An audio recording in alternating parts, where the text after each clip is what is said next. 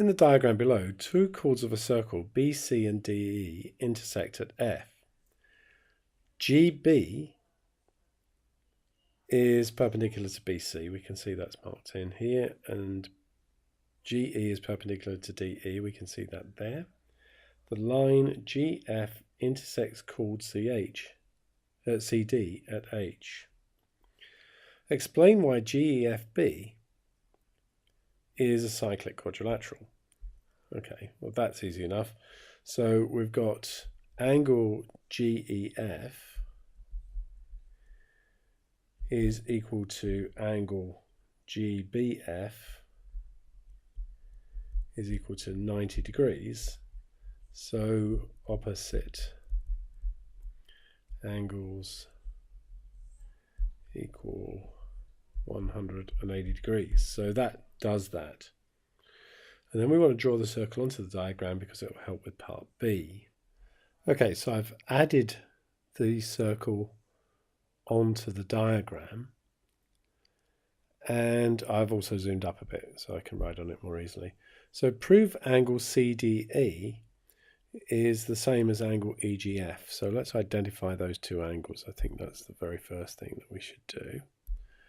So CDE is this angle just here, and EGF is this angle just over here. So we've got to somehow prove that they're the same. So, well, if we think about that one, it stands on the same arc as this one just here. So let's start off with something that contains CDE then. So angle CDE is equal to angle CBE. So they stand on the same arc.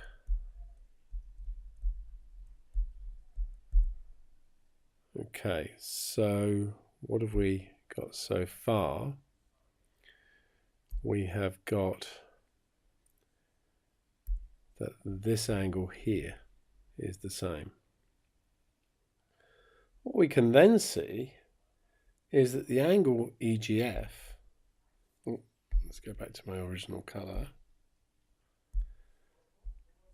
the angle EGF, which is the one we're after, is also equal to angle CBE.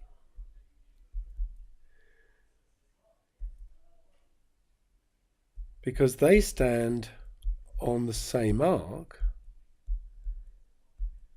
of the new circle, the one I've just drawn in. So if we think about that, there and there. And that means that CDE, angle CDE, is equal to angle EGF as required. So not that difficult once you've got that new circle in.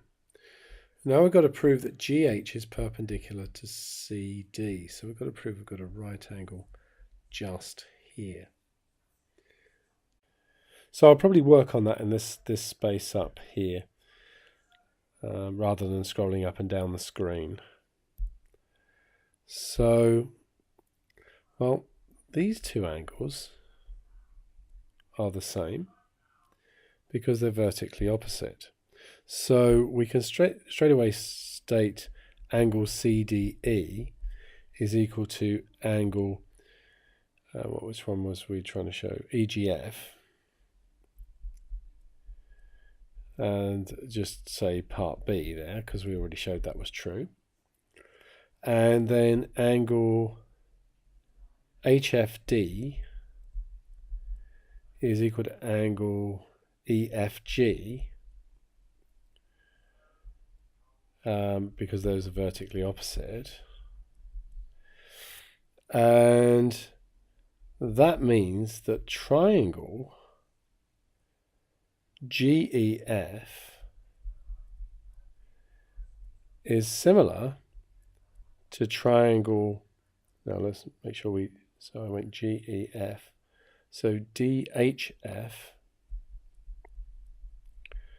because we've got two angles, and that means, because the third angle here is 90, the angle DHF is equal to 90 degrees.